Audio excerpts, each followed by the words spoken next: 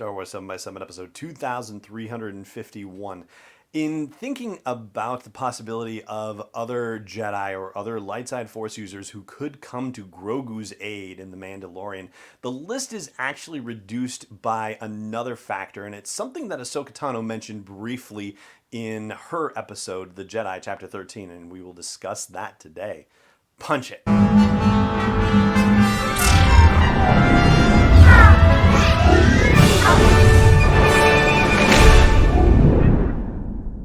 Hey Rebel Rouser, I'm Alan Voivod and this is Star Wars 7 by 7, your daily dose of Star Wars joy, and thank you so much for joining me for it.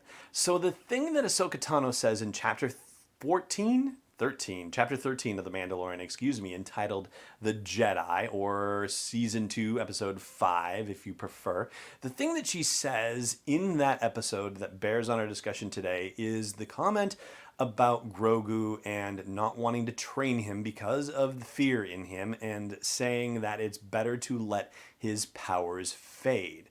Now, because of the fact that we know so little about Yoda's species, it seems like that's not a comment that she could make with thoughts of his species in mind specifically. So it's not that whatever that species is, that Force powers will fade over time for that particular species. The more logical answer is to suggest that people who are born with Force wielding capacity have the ability to do it, but lose it over time. And particularly, or especially, if they are identified at a young age, like the Jedi Order used to do, then they're able to develop it, but it presumes, or at least suggests, I guess, that by the time they get older, if they hadn't been identified by the Jedi and they hadn't been brought in to train, that they essentially lose their powers. Or maybe it looks like something like what Han Solo had, just to throw out an example where certainly we don't identify him as a Force user, and yet there's a certain flow state and a certain ability that he is able to access with his piloting skills, right?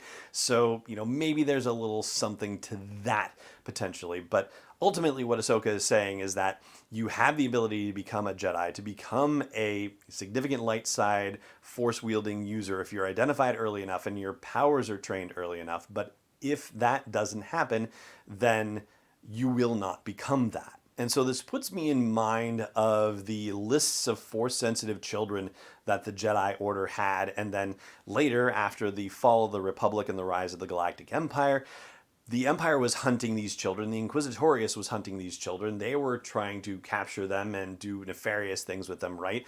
And, there was a holocron that we talked about earlier this week, actually, that was part of the subject matter of the Jedi Fallen Order video game series storytelling. But the logical conclusion of Ahsoka Tano's statement is that if those kids, if those Force-sensitive children that they had the list of, if those children never received training in the Force, then their Force abilities should have faded over time, which means that they are not going to be viable candidates for becoming Jedi, and therefore, as we arrive at the 10 ABY timeline moment that we are in right now with The Mandalorian, none of the children that are on that list of Force-sensitive children, or that were on those lists that were maintained, none of them should be candidates for being able to come to help. So that means that the list that we talked about earlier this week about Jedi who might be available out there to come assist, that list is pretty much the same list, unless in the intervening time period, say for example, Cere Junda and Cal Kestis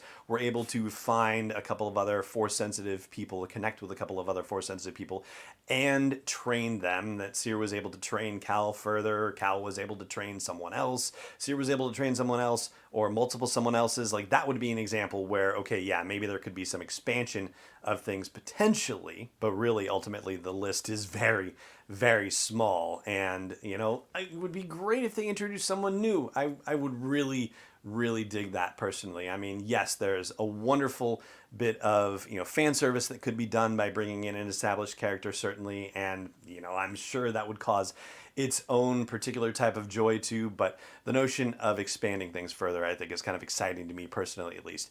I think this theory works well, except for one particular hole in it that I'm not sure about, and would love to hear what you think about that, and I will share that with you in just a second. Before we do that, though, I just want to give you again the quick reminder, or maybe you haven't heard any of the episodes yet and you're just binge listening, maybe this is the first time, but the Marine Corps Toys for Tots Foundation at toysfortots.org is collecting toys for their big annual holiday fundraising situation to try to help families in need across the United States, in Puerto Rico, the Virgin Islands, other U.S. territories. They have been doing this for so many years. Last year, they helped more than 800 communities across all 50 states and those other territories and the District of Columbia. And if you are able to make a donation, whether it's to the national organization or to local groups that are coordinating with the national organization, if you are able to bring a little magic to children and families in need this holiday season, that would be wonderful. Again, that is toysfortots.org to learn more. So here is the one,